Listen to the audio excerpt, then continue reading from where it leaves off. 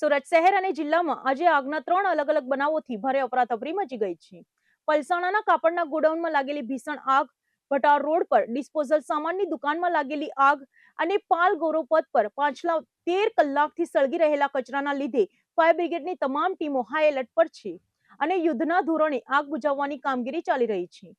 સુરત ગ્રામ્ય વિસ્તારના પલસાણાથી આગની ઘટના સામે આવી છે. પલસાણાના જોડવા ખાતે ડોનિયર મિલની બાજુમાં આવેલા કેજરીવાલના ગોડાઉનમાં અચાનક ભીષણ આગ ફાટી નીકળી હતી. ગોડાઉનમાં મોટા જથ્થામાં રાખવામાં આવેલા વેસ્ટેજ કાપડના ઢગલાએ આગ પકડી લેતા જોતજોતામાં આગે અત્યંત વિકરાળ સ્વરૂપ ધારણ કરી લીધું હતું, જેના કારણે આકાશમાં દૂર દૂર સુધી કાળા ધુમાડાના ગોટે ગોટા જોવા મળ્યા હતા. ઘટનાને પગલે તે વિસ્તારમાં ભારે અફરાતફરી મચી ગઈ હતી અને કડોદરા PEPL ફાયરની 2 ગાડીઓ સહિત ફાયર બ્રિગેડનો કાફલો તાત્કાલિક ઘટના સ્થળે દોડી ગયો હતો. ફાયર ફાઈટર આગ પર કાબુ મેળવવા યુદ્ધના ધોરણે કામગીરી શરૂ કરી દીધી હતી. સદનસીબે આ ભયાનક આગમાં કોઈ જાનહાનિ નથી, પરંતુ આગ લાગવાનું ચોક્કસ કારણ હજુ અકબંધ છે. ત્યારે વધુ એક આગનો બનાવ સુરત શહેરના ભટાર વિસ્તારમાંથી સામે આવ્યો છે, જ્યાં આવેલા ગ્લેમર કોમ્પ્લેક્સમાં આગ લાગતા ભારે અફરાતફરી અને દોડધામ મચી ગઈ હતી. કોમ્પ્લેક્સમાં આવેલી દુર્ગા ટ્રેડ્સ નામની ડિસ્પોઝલ સામાનની દુકાનમાં અચાનક આગ ફાટી નીકળી હતી. પ્લાસ્ટિક અને ડિસ્પોઝલ આઇટમોના કારણે દુકાનમાંથી જોરદાર ધુમાડો નીકળવા લાગ્યો હતો. ઘટનાની જાણ થતાં જ 112 PCR વાન અને ફાયર વિભાગની ટીમ તાત્કાલિક સ્થળ પર પહોંચી ગઈ હતી. ફાયરના જવાનોએ ભારે જહેમત બાદ પાણીનો સતત મારો ચલાવીને આગ પર સંપૂર્ણ કાબુ મેળવી લીધો હતો. આ આગમાં દુકાનમાં રાખેલી ઘરવખરી અને લાખોનો માલસામાન બળીને ખાખ થઈ ગયો હતો. પ્રાથમિક તપાસમાં શોર્ટ સર્કિટને કારણે આગ લાગી હોવાની આશંકા સેવાઈ રહી છે અને કોઈ જાનહાનિના સમાચાર નથી. જ્યારે વધુ એક આગની ઘટના સુરતના પોસ્ટ ગણાતા પાલ ગૌરવપથ રોડ પરથી સામે આવી છે. અહીં પાલ ગામ પાસે આવેલા સુરત મહાનગરપાલિકાના એક ખુલ્લા પ્લોટમાં જ્યાં ગાર્ડનનો વેસ્ટેજ કચરો ઠાલવવામાં આવતો હતો, ત્યાં અચાનક ભીષણ આગ લાગી ગઈ હતી. આ આગ એટલી ગંભીર છે કે છેલ્લા 13 કલાકથી વધુનો સમય વીતી ગયો હોવા છતાં હજુ સુધી